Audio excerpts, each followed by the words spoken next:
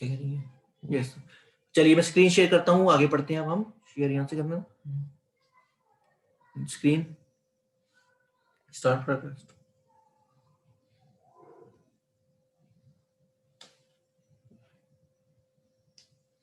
कर लूँ यहाँ से, लिखा होगा पे। चलिए यहाँ तक हम पहुंचे थे, ये खत्म हो गया। इसकी स्पेस कैसे लिखते हैं? लिखते जाओ, आता जाए, ये चलता जाएगा नीचे, जितने मर्जी ऐड कर लो नीचे। ठीक है, अच्छी बात है। चलिए बेटा, अभी तक जो मैंने बात करी मैं फिर से आपको रिवाइज कर देता हूँ। हमने शुरुआत करी कि इलेक्ट्रॉन जो है, पहले wave mechanical model of atom है क्या, क्यों जरूरत पड़ी, और उसमें मैंने आपको बताया कि पहले होते थे ऑर्बिट, ऑर्बिट से हम पढ़ गए ऑर्बिटल्स पे, क्यों, वो जो अनसर्टेनिटी प्रिंसिपल और डी ब्रॉगली वेव इक्वेशन में बताया। और अगर हमें ऑर्बिट से ऑर्बिटल पे जाना है, ऑर्बिटल एक 3 डायमेंशनल स्पेस है around the nucleus where there is maximum probability of finding the electron.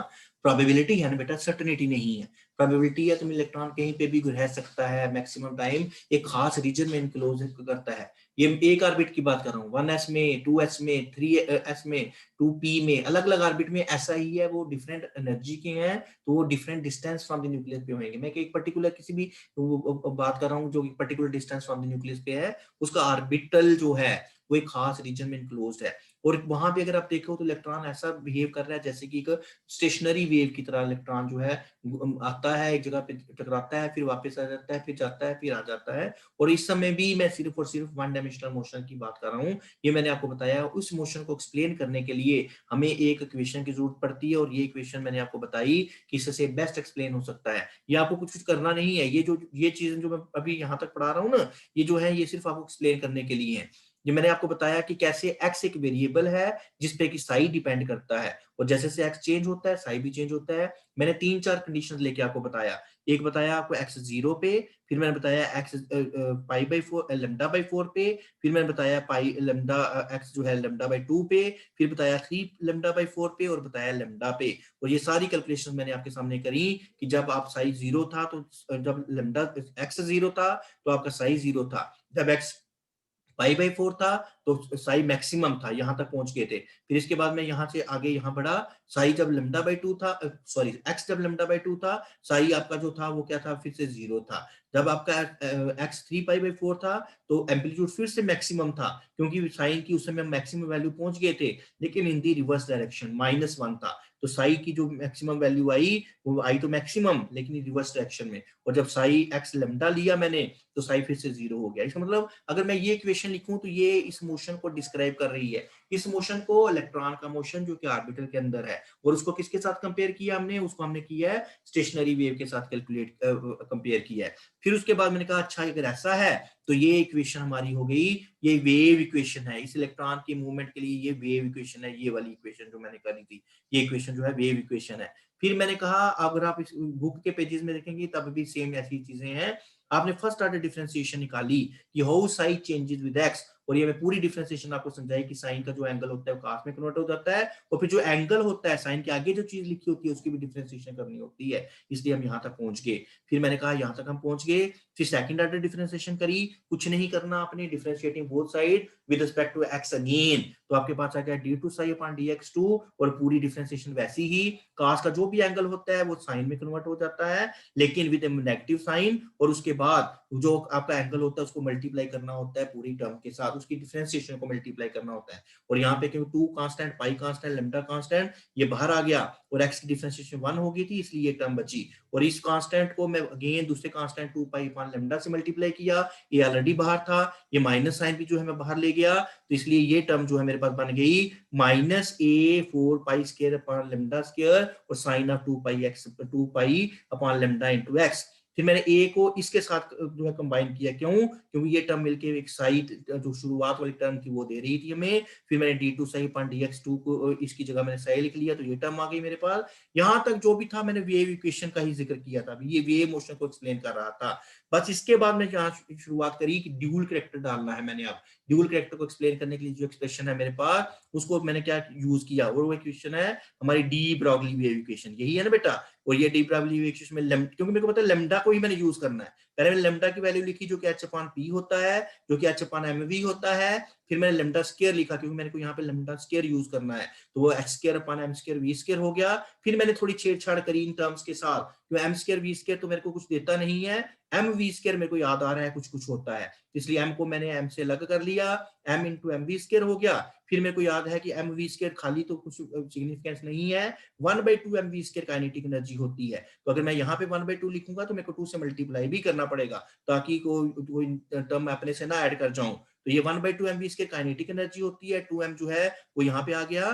फिर उसके बाद मैंने आपको बताया काइनेटिक एनर्जी को भी इन टर्म्स में टोटल एनर्जी यूज करने वाला हूं, और टोटल एनर्जी जो होती है वो E के द्वारा लिखी जाती है, और वो किसके बराबर होती है, kinetic energy plus potential energy, और E is equal to kinetic energy potential energy को V से लिखा जाता है, इसलिए kinetic energy is equal to E। देखिए काइनेटिक एनर्जी इस तरह रहेगी, V को मैं उस तरफ ले गया, E total energy minus potential energy. अब मैंने क्या किया, 2m इंटू काइनेटिक एनर्जी की जगह मैं लिखूंगा 2m into E minus V। ये देख लीजिए लेमडा स्क्वायर को हम कैलकुलेट कर रहे थे, यहां तक पहुंच गए। अब कुछ नहीं करना, इस लेमडा स्क्वायर को ले जाके यहाँ पे यूज कर देना है जहां पे मैंने एरो लगाया है, और जब आप यहाँ यूज करेंगे जो जो चीजें थर्ड प्लेस पे हैं वो फर्स्ट प्लेस पे चली जाएंगी, और हमारे पास जो फाइनल टर्म मेरे पास मिली वो मिली d2 psi upon dx2 plus 8 pi square m upon h square e minus v psi equal to 0। इसमें फिर से अगर देखें तो ये आपका जो है ये है first second order differentiation of psi with respect to x square. X क्या है, वेरिएबल। कौन सा वेरिएबल, जहां पे इलेक्ट्रॉन मूव कर रहा है।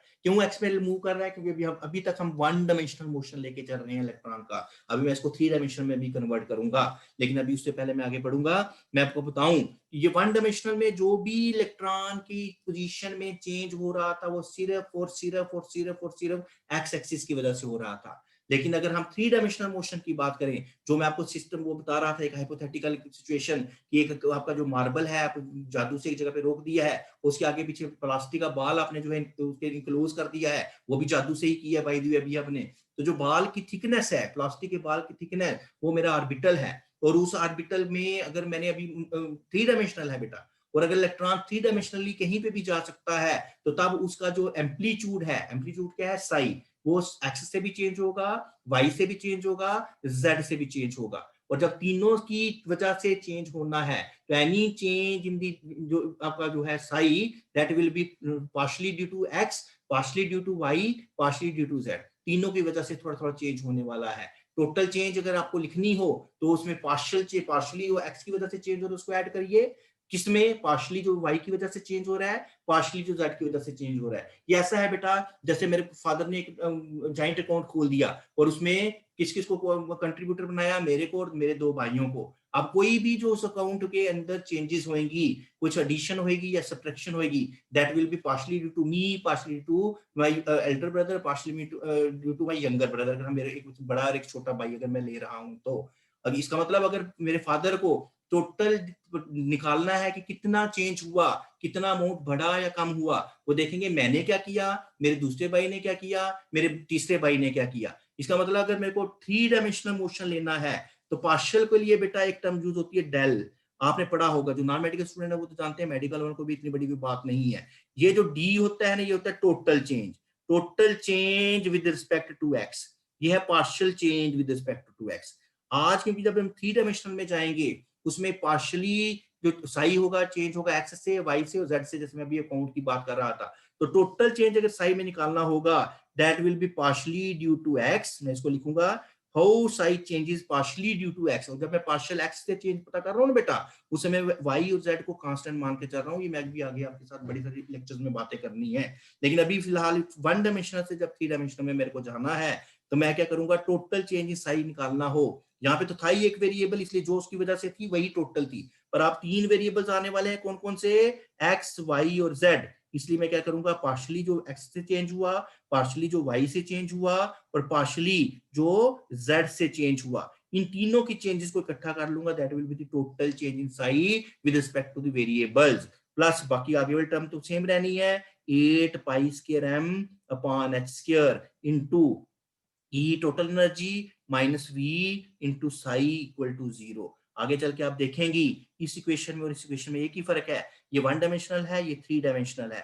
3 डायमेंशनल का मतलब ये 3 डायमेंशन में जो चेंजेस हो रही हैं साई में वो बता रहा है, और जब मैं वन डायमेंशन में लेता हूँ तो यहाँ पे जो साई है that is a function of x only, यहाँ पे साई में चेंज सिर्फ और सिर्फ एक्स से हो रही है। यहाँ पे जो एक्स साई है that is function of psi, psi is a function of x y and z, तीनों की वजह से चेंज हो रहा है। यहाँ की जो एनर्जी है that changes only with x, यहाँ की जो एनर्जी है total energy that changes with x y और जेड, तीनों से चेंज होती है। ये जो एनर्जी मैं यहाँ पे कंसीडर कर रहा था potential energy, this is a function of x only, लेकिन यहाँ की जो पोटेंशियल एनर्जी है वो एक्स से भी, वाई से भी, जेड से भी, तीनों से चेंज होती है। क्यों? क्योंकि मैं तीनों डायमेंशनल का जो मोशन का जो कंट्रीब्यूशन हो रहा है वो लेके चल रहा हूँ, इसलिए ये वन डायमेंशनल मोशन है, ये one dimensional Schrodinger wave equation है, ये थ्री डायमेंशनल है। इनमें जो जो टर्म्स है मैं फिर इसे एक बार आपके साथ एक्सप्लेन कर दूं। This is the second order differential differentiation of psi with respect to x, second order बोला तो फिर एक्स स्क्वायर नहीं बोलना। This is the second order differentiation of psi with respect to y.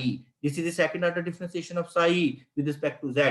8 is a constant quantity, pi constant quantity, h जो आपका वो आपको पहले भी मैं बड़े बताया Planck's constant है, m mass of the electron जिसके मोशन का आप जिक्र कर रहे हो, E is the total energy, of course this is a function of x, y and z here, लेकिन है क्या ये टोटल एनर्जी है। V क्या है? पोटेंशियल एनर्जी है। This is again in this case three dimensional में function of x y and z है, तीनों पे है। और साई, साई जो है यहाँ पे वो भी क्या है? Function of x y and z है। अब कुछ नहीं करना, आपने याद करना है, यहाँ तक पहुंचना है। अगर यहाँ से यहाँ जाते हुए ज्यादा समझ नहीं भी आया तो मैंने जो समझाने की कोशिश की उसको थोड़ा सा याद में रखें, नहीं भी है तो सिंपली याद रखना कि थ्री डायमेंशनल में ये पार्शियल चेंज है और वन डायमेंशनल में ये फुल चेंज है। तो इसमें भी आप वन डायमेंशनल में भी इसको पार्शियल लिख सकते थे, पर फायदा कुछ नहीं, पार्शियल हो टोटल हो इसमें एक ही वेरिएबल है, तो जो पार्शियली उसकी वजह से है वही है। ये ऐसा है ना जैसे काउंट में मेरा सिर्फ और सिर्फ मेरा ही अपना काउंट है, उसमें जितनी भी चेंज हो रही है वो मेरी ही वजह से है, वही पार्शियल है वही टोटल है। लेकिन जब नीचे वाला काउंट की मैं बात कर रहा था जिसमें तीन कंट्रीब्यूटरी उसमें फैक्टर्स थे, तो total change can be calculated only by adding the changes due to the three factors जो भी थे। चलिए ये थ्री डायमेंशनल वेव इक्वेशन तक हम पहुंच गए। मैं दोबारा से लिखूंगा, जो थ्री डायमेंशनल वेव इक्वेशन है Schrodinger wave equation, d two psi में गलत लिख गया, इसको मेरे को क्या लिखना था? पार्शियल लिखना था, इसलिए मैं इसको पार्शियल करूंगा। यहाँ पे देखेंगे आप हम तो यहाँ पे क्या है? डी टू, सॉरी अभी सिलेक्ट नहीं हुआ ये,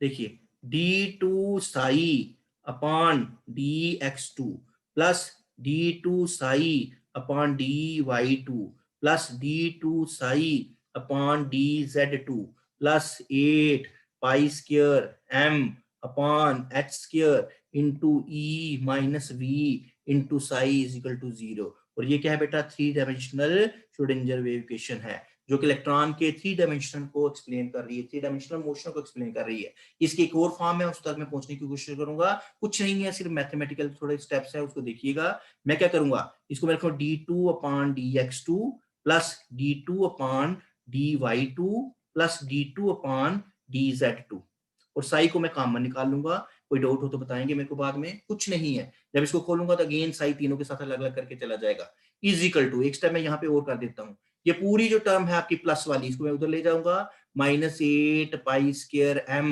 upon H square into e minus we into psi equal to 0। कुछ नहीं किया, एक मैथमेटिकल स्टेप किया मैंने, इसको कॉमन निकाला और मैथमेटिकली उसको उधर ले गया। ये जो पूरा फैक्टर है बेटा, इसको बार बार लिखने से अच्छा है हम इसको लिखते हैं डेल स्क्वायर, इसको बोलते हैं लैप्लेशियन ऑपरेटर, लैप्लेशियन ऑपरेटर, LAP लैप्लेशियन ऑपरेटर नाम है। और जब भी मैं इसको लिखता हूं तो मेरे दिमाग में आ जाता है कि ये d2 upon dx2 plus d2 upon dy2 plus d2 upon dz2 है। अपनी वीडियोस भी बंद कर लीजिए, इससे जो परफॉर्मेंस कम हो जाती है, दूसरे लोगों को आवाज भी नहीं आती है, फिर वीडियो बंद कर लीजिए। ये कौन है? शाहीन, शाहीन के आगे मेरे को नाम नहीं पता, शाहीन अख्तर, अपना वीडियो बंद कीजिए, वीडियो बंद कीजिए, सिर्फ सुनिए मेरे को और मेरी वीडियोस देखिए। लैप्लेशियन ऑपरेटर है, इसको डेल स्क्वायर से लिखा जाता है और उसके साथ साई ऑलरेडी यहाँ पे है, this is equal to -8 pi square. चलिए बेटा नाम तो आपने लिख लिया, मैं यहाँ से फिर एक बार इसको लिखता हूँ, लैप्लेशियन ऑपरेटर आपको से लिख लीजिएगा क्योंकि मेरा फिर यहाँ लिखना मुश्किल हो जाता है। ये -8 pi square M upon H square यहाँ मल्टीप्लिकेशन में है ना बेटा, मैं इसको इधर ले आऊं तो आप देखेंगे उल्टा हो जाएगा, माइनस भी इधर आ गया, h square upon 8 pi square M हो जाएगा। कोई डाउट हो तो मेरे को बाद में बताइएगा, मैथमेटिक्स है सिंपली। यहाँ पे क्योंकि ये मल्टीप्लिकेशन में सारी टर्म्स के, तो मैं यहाँ पे इधर ले जाऊं तो ये उल्टा जो है उल्टा हो जाता है, मीन वहां डिवीजन में जो हो जाता है। यहाँ क्या बचा? ई माइनस वी है ना, मैं साई को भी दोनों के साथ मल्टीप्लाई कर देता हूँ, ई साई माइनस वी साई। कोई परेशानी हो तो बताइए। कुछ नहीं किया, मैं ये टर्म जो है इधर ले गया और उसी समय साथ में मैंने इसको जो बाकी बची थी दो टर्म उसको साई को दोनों के साथ मल्टीप्लाई कर दिया। फिर मैं आगे बढ़ूंगा, minus H square upon 8 pi square M del square psi, V psi मैं इधर ले आऊंगा, V psi is equal to E psi. क्यों कर रहा हूं? क्योंकि एक फॉर्म है ये भी श्रोडिंगर वेव इक्वेशन की और कुछ भी नहीं है, मैथमेटिकल स्टेप्स हैं, आपको पता होने चाहिए। फिर मैं एक स्टेप और करूंगा, minus H square upon 8 pi square M del square plus V into psi में दोनों में फिर कॉमन निकाल लूंगा, this is equal to E psi. अगर आप यहां देखिए 8 कांस्टेंट है, ए फॉर एच कांस्टेंट है तो एच स्क्वायर भी कांस्टेंट होगा, 8 कांस्टेंट है, पाई कांस्टेंट है, एम कांस्टेंट है, डेल स्क्वायर एक मैथमेटिकल नोटेशन है, प्लस वी पोटेंशियल एनर्जी है, इनटू साई। इस पूरी टर्म को मैथमेटिक्स में बेटा क्वांटम मैकेनिक्स में इसका नाम दिया गया है H, H psi is equal to E psi. और ये एक ऑपरेटर है, इसके ऊपर मैं कैप लगाऊंगा, आगे चल के बात करेंगे हम ऑपरेटर्स भी क्या होते हैं। ये पूरी एक टर्म है, मैथमेटिकल ऑपरेटर है। जब भी मैं इस टर्म को लिखता हूं और साई से मल्टीप्लाई करता हूं तो मेरे को ई साई मिलता है। This is another form of Schrodinger wave equation, another form of Schrodinger wave equation, Schrodinger wave equation. ये था हमारा derivation of Schrodinger wave equation और यहां तक हम पहुंच गए। ये जो H है इसको बोलते हैं Hamiltonian operator, Hamiltonian operator, and this is operator for total energy, OPERATOR operator for total energy. Quantum mechanics में ऑपरेटर होते हैं, क्या होते हैं, मैं फिर अगर आपके सिलेबस में जरूरत पड़ेगी मेरे को बताऊंगा। तो ये आपकी एक अनदर फॉर्म है किसकी, श्रोडिंगर वेव इक्वेशन की। मैं फिर से आपको रिवाइज करूं, जो सेकंड लेक्चर में मैंने शुरू किया आपके साथ, वन डायमेंशन में हम यहाँ तक पहले लेक्चर में यहाँ तक पहुंच गए थे, उसको मैंने एक्सप्लेन किया। थ्री डायमेंशन में जाते हुए मैंने आपको कहा कि थ्री डायमेंशन में क्या है, यहाँ पे जो इलेक्ट्रॉन की मूवमेंट थी that was only along x axis, इसलिए जो भी उसके एम्पलीट्यूड में चेंज हो रहा था वो एक्स एक्सिस की ऊपर एक्स एक्सिस एक्स वेरिएबल की वजह से चेंज हो रहा था। लेकिन जब थ्री डायमेंशन में हम पहुंचे तो अब इसमें जो चेंज है वो एक्स से भी है, वाई से भी है, जेड से भी है। क्यों? क्योंकि अब इलेक्ट्रॉन का जो मोशन है वो थ्री डायमेंशनल है और अगर टोटल चेंज निकालनी होगी साई में, that will be partially due to x, partially due to Y and partially due to Z. और इन तीनों फैक्टर को अगर आप टोटल कर लेंगे तो वो जो इस केस में टोटल फंक्शन ये देता था, यहाँ पे इन दोनों तीनों का सम करके आपको टोटल चेंज इन साई मिलेगा। और ये total change in psi for three dimension plus 8 pi square M upon H square E minus V psi equal to 0। और फिर मैंने आपको बताया यहाँ पे तीन डायमेंशन है, इसलिए जो भी साई यहाँ पे है ना वो तीन चीजों से चेंज हो रहा है। वहां पे सिर्फ चेंज ही एक से हो रहा था, इसलिए फंक्शन ऑफ एक्स ओनली। और यहाँ पे जो एनर्जी थी वो भी एक ही, क्योंकि मोशन ही एक डायरेक्शन में था, बाकी दो डायरेक्शंस का मोशन हमने सीज कर दिया हुआ था। और यहाँ पे जो देखिए एनर्जी जो है वो तीन वेरिएबल्स के साथ चेंज हो रही है। फिर मैंने आपको इसको सिंप्लीफाई साफ करके यहाँ पे लिखा, ये three dimensional Schrodinger wave equation है हमारी। फिर इसको मैंने मैथमेटिकली कुछ स्टेप्स करे, क्या पहले इसमें साई तीनों में कॉमन निकाला, और ये जो बाकी टर्म आप चाहें तो एक एक स्टेप करके करिएगा, तो बाकी जो टर्म थी प्लस वाली इसको उधर ले गया तो माइनस होगी।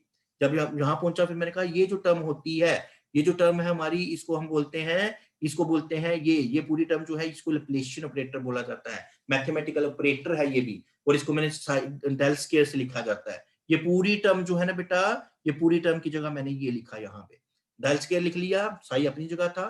फिर मैंने इसके साथ एक स्टेप और कर दिया, अगर चाहें तो आप अलग अलग कीजिएगा। ये जो टर्म यहाँ पे मल्टीप्लिकेशन में थी, जब ये उधर जाएगी तो उल्टी हो जाएगी, माइनस भी साथ था, माइनस ऊपर लिखो नीचे लिखो फर्क नहीं पड़ता, minus H square upon 8 pi square M हो गया।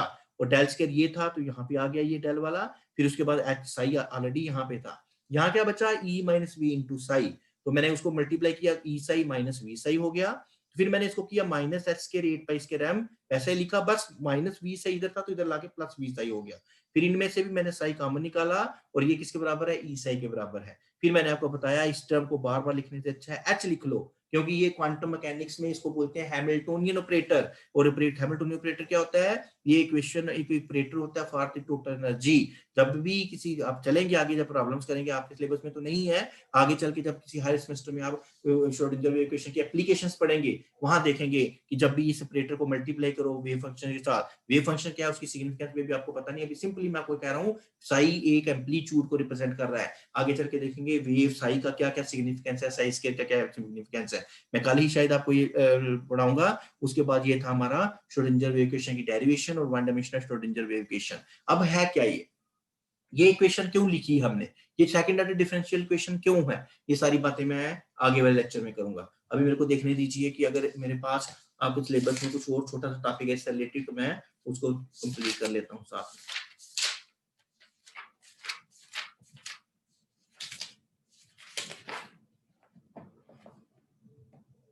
चलिए एक चीज यहाँ पे मेरे को दिख रही है, आपको मिल जाएगा बुक में, नहीं तो मैं डाल दूंगा इसको भी इसमें फोटो खींच के। पहले वाली जो दो मैंने वो आपके लेक्चर्स थे उसको कंप्रेस करके डालने की कोशिश की है।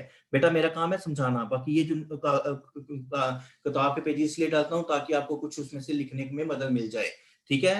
चलिए ऑर्बिट, मैं आज आपको इसके साथ एक चीज और पढ़ा रहा हूँ, differences between orbit and orbital. मैं होप करता हूँ कि आपने कॉपी पेंसिल साथ में रखा होता है, और अगर मैं अभी यहाँ पे बोल रहा हूँ तो आप साथ साथ में लिखती चलेंगी। एक तरफ ऑर्बिट लिखिए, एक तरफ ऑर्बिटल लिखिए, और उनका डिफरेंसेस मैं बोल रहा हूँ। ऑर्बिट क्या होता है, it is a well defined circular path, आपने ही मैंने बोला था, around the nucleus in which electrons revolve. ये किसके कंसेप्ट था, ये बोहर्स कंसेप्ट था। लेकिन आप जब क्वांटम मैकेनिक्स में पहुंचे तो ऑर्बिट से कहां पहुंच गए, ऑर्बिटल में। और ऑर्बिटल की डेफिनेशन क्या है, it represents the region in space around the nucleus where there is maximum probability of finding the electron. एक तो पहला मेन डिफरेंस यही है जो मैं बार बार आपके साथ पहले भी बोल रहा हूँ। ऑर्बिट जो होता है it represent the planar motion of electron, क्योंकि बोर्स मॉडल ऑफ एटम में उसने कहा था सर्कुलर ऑर्बिट जो है ये टू डायमेंशनल मॉडल की बात कर रहा था मैं। एक सर्कुलर पाथ जो है वो एक प्लेन में, देखो सर्कल को एक प्लेन में भी लिखा जा सकता है, लेकिन जो आपका ऑर्बिटल, जब मैंने कहा, जब मैंने आपको वो प्लास्टिक के बाल की एग्जांपल दी तो मैंने आपको कहा ना कि थ्री डायमेंशनल है, थ्री डायमेंशनल में तीनों रीजन में उसमें जो है चेंजेस होते हैं, जबकि ऑर्बिटल क्या होता है, it represents the three dimensional motion of an electron around the nucleus. फिर ऑर्बिट में एक नया पॉइंट है, यहाँ पे थर्ड पॉइंट जो डिफरेंस का मैं पढ़ने वाला हूँ, orbit gives a definite path of an electron. तो जब डेफिनेट है तो it and this concept is not in accordance with the uncertainty principle. और ये जो डिफरेंस है ये अनसर्टेनिटी प्रिंसिपल के अकॉर्डेंस में नहीं है, ये जो अनसर्टन प्रिंसिपल है, अनसर्टेनिटी प्रिंसिपल उसके अकॉर्डेंस में नहीं है, ये उसके साथ मैच नहीं करता। जबकि ऑर्बिटल में क्या है, orbital does not specify its definite path, and according to this concept electron may be anywhere जब वो तो probability आ गई in this region, this concept is in accordance with the uncertainty principle। चौथा डिफरेंस जो में है इसमें, all orbits are circular, लेकिन ऑर्बिटल आपने देखा जो आपका ऐसा शेप, ऐसा ऑर्बिटल होता है वो स्फेरिकल सिमेट्रिकल होता है, जो आपका पी है वो डम्बेल्ड होता है, जो आपका डी है वो कुछ डबल डी डम्बेल्ड होते हैं, कुछ डम्बेल होते हैं विद जो नोडल प्लेन होती है, वो बात करेंगे उसकी भी अगर आपके सिलेबस में है तो। मैं कहने का मतलब ऑर्बिट जब भी कहें तो एक सर्कुलर पाथ है, टू डायमेंशनल है, वहां पे डेफिनेट पाथ है अराउंड द न्यूक्लियस, और उसमें अनसर्टेनिटी प्रिंसिपल फॉलो नहीं होता। लेकिन अगर ऑर्बिटल कहें तो एक डेफिनेट पाथ नहीं है, एक रीजन है जहां पे इलेक्ट्रॉन की होने की संभावना है, प्रोबेबिलिटी है। जब प्रोबेबिलिटी है तो अनसर्टेनिटी है पोजीशन में, जो आपका अनसर्टेनिटी प्रिंसिपल है उसको ये ओबे कर रहा है। फिर आपने कहा कि ऑर्बिट जो हमेशा ऑर्बिटल जो है हमेशा सर्कुलर नहीं होते, तो कुछ स्फेरिकल सिमेट्रिकल हैं, कुछ डम्बेल्ड हैं, कुछ डबल डम्बेल्ड हैं, और इसी तरह से आगे। पांचवा डिफरेंस जो है, orbits do not have directional characteristic में खास डायरेक्शन में जो है इनकी ओरिएंटेशन नहीं है, लेकिन जो ऑर्बिटल्स हैं उनकी खास डायरेक्शन में ओरिएंटेशन है। कैसे, जैसे कि आपका पी ऑर्बिटल्स की बात करते हैं आप, पी एक्स जब भी कहती हैं तो इसका मतलब वो पी उसके जो डम्बेल्ड हैं, जो दो डम्बेल हैं वो एक्स डायरेक्शन में है, पी वाई बोले तो वाई डायरेक्शन में, जेड बोले तो जो जेड डायरेक्शन में, खास उनकी ओरिएंटेशन जो है, खास डायरेक्शन में उनकी खास प्रेफरेंस है ओरिएंटेशन की। Orbits do not have directional characteristics, where as ऐसे जो ऑर्बिटल है ना हमारा बेटा, उसको भी हम नॉन डायरेक्शनल बोलते हैं क्योंकि वो स्फेरिकल सिमेट्रिकल है, एक जैसी ओरिएंटेशन है उसकी, three dimensional around the nuclear, where as all other have directional characteristics. और जो छठा पॉइंट यहाँ पे लिखा हुआ है, orbit can accommodate orbital, sorry orbit की बात पहले कर रहे हैं, can accommodate any number of electrons provided by the formula 2n square. ये जब मैंने क्वांटम नंबर पढ़ाए थे तभी बताया था। ऑर्बिट जो हो गया वो आपका वो जो शेल था, शेल की बात कर रहा है, जबकि ऑर्बिटल तो मैंने कहा था N orbital can accommodate at the most 2 electron. ठीक है जी, ये थे मेन डिफरेंस ऑर्बिट और ऑर्बिटल्स के बीच में। चलिए अब मैं आपको अनम्यूट करता हूं, अगर आपके कुछ डाउट्स हैं तो वो आप मेरे साथ शेयर करें। रिदम, एक मिनट बात सुनना बेटा।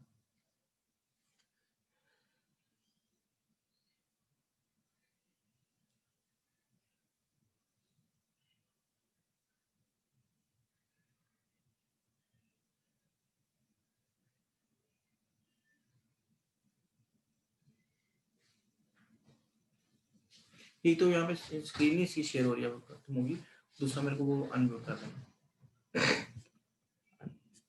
स्क्रीन शेयर हो रही है? नहीं खत्म, मेरा खत्म भी हो गया वैसे। उसको चाहे डिस्कनेक्ट कर दो ना, मेरे को यहाँ पे ऑन कर दो वीडियो ऑडियो में। यहाँ पे अटक गया ना? अटक गया है? ये करके देखो हो रही है।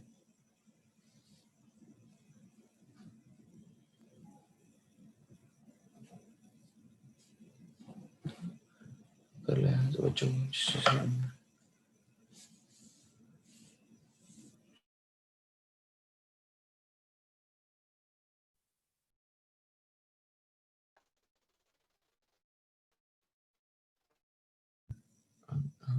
बेटा मैंने अनम्यूट करने की अपने आपको ऑप्शन दे दी है, अब जो चाहे तो अनम्यूट कर सकते अपने आप को। स्क्रीन बड़ी नहीं होती।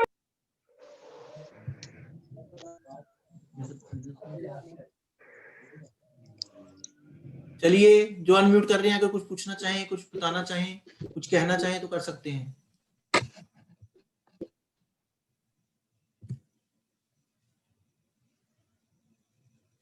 कितना टाइम रह गया? है या नहीं? बेटा कोई क्वेरी है?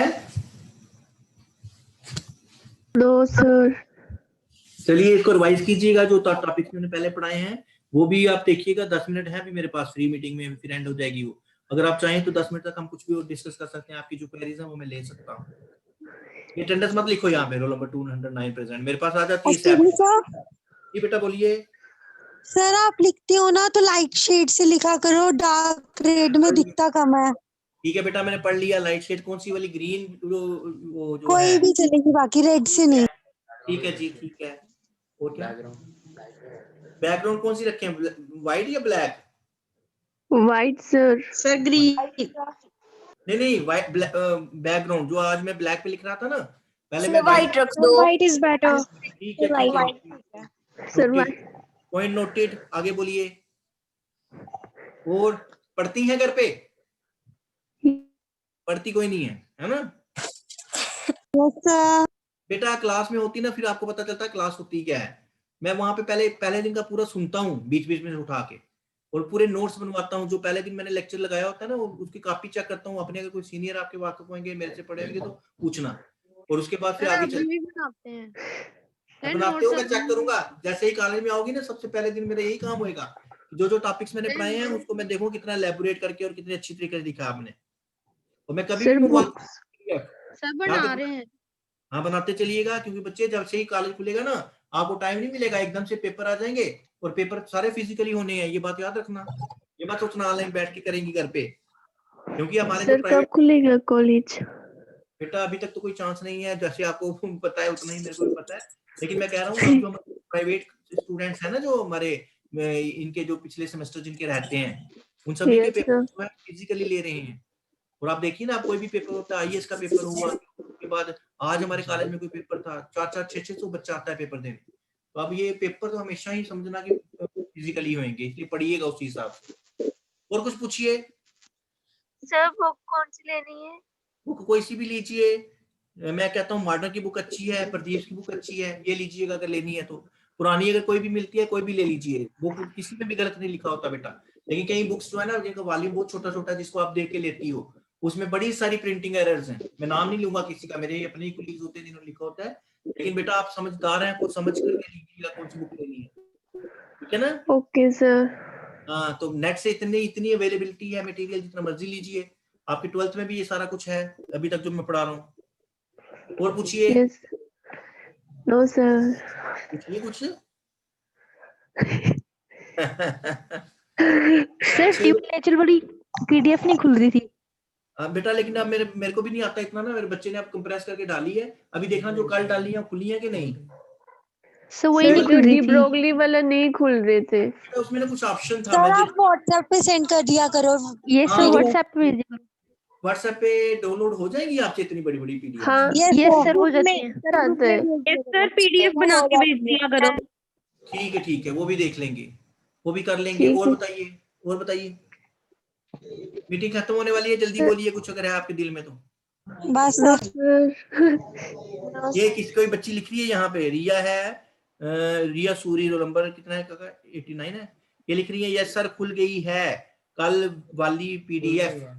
मेरे भी बच्चा बोल रहा है सर खुलती है कुछ बच्चे आप। कुछ चलिए ट्राई सर वो कीजिए, थी ट्राई सर, वो कीजिए, पीडीएफ एक बताइए ऐप के थ्रू खुलती है फोन हाँ में। बताइए ना, हमें हमें बताइए कौन सी ऐप है वो।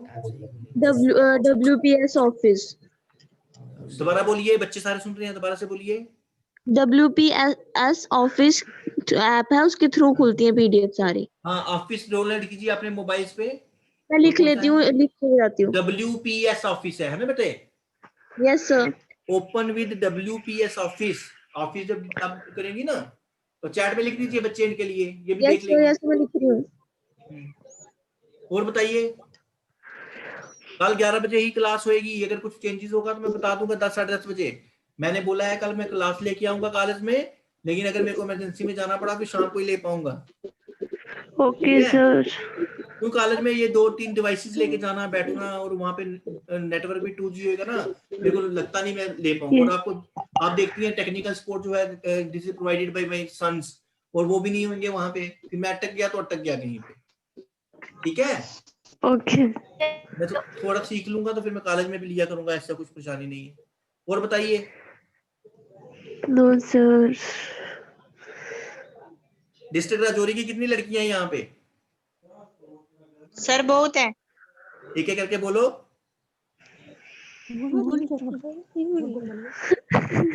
रिया शर्मा, शाबाश। सोनाली ना शर्मा 295। अच्छा मेरे को मैसेज करना जो जो डिस्ट्रिक्ट राजौरी से है ना, राजौरी से कौन सी जगह से है, क्योंकि मेरी डिस्ट्रिक्ट राजौरी है बेटा। मैं उनका खास ख्याल देखूंगा कि वो क्या कर रही है क्या नहीं कर रही है। ठीक है, यस सर। हाँ खाली राजौरी नहीं, आगे सुंदरबनी, नौशहरा, कालाकोट, जो भी आपका तहसील है वो भी लिखना नाम। ठीक है, कौन सी वाली है? बेटा ये एक ऐप मेरा बच्चा बता रहा है, drive PDF viewer. Drive PDF viewer, आप लिख दो ड्राइव PDF व्यूअर, उससे बड़ी आसानी से खुल रही है ये जो भी आपकी हैं। Drive PDF viewer. जैसे ही मीटिंग खत्म होगी मैं दोबारा नहीं करूंगा, याद रखना ये। अब जो पूछना जल्दी से बोलो। मैंने बोल दिया जो डिस्ट्रिक्ट से बच्चियां हैं वो अपना रोल नंबर मेरे को पर्सनली सेंड करेंगी और उनको मैं खास अपनी निगरानी में रखूंगा। बाकी भी अब हैं लेकिन मैं देख रहा हूँ कि वो क्या कर रही हैं। समझ गई? और बोलिए, कालाकोट से भी आ गई हैं राबिया चौधरी जी। मैं बेटा चैट नहीं देख पाऊंगा, मेरे को मैसेज कर दे रहा हूँ उस पे व्हाट्सएप पे। Okay sir. और कुछ बोलिए, किसी भी किस्म की कोई परेशानी है कोई है बता दीजिए, कॉलेज से रिलेटेड, सब्जेक्ट से रिलेटेड, सिलेबस से रिलेटेड, कुछ भी है जो अभी तक मैंने पढ़ाया है बता दीजिए मेरे को। बस एक ही क्राइटेरिया है कि पढ़ना है बेटा, उसके बिना कुछ भी नहीं हो पाएगा। ठीक है, एंड कर दो meeting. Yes sir. Okay sir कर दो। ठीक थैंक है, यू चलिए सर। आप पढ़िएगा। मैं अगर कुछ, वैसे मैं 11 बजे क्लास लूंगा, कल कोई चेंजेस होगी तो 10 साढ़े 10 तक मैं बता दूंगा। ठीक है, okay thank okay you sir. Sir. Okay okay, bye, good night. Bye sir. Khan को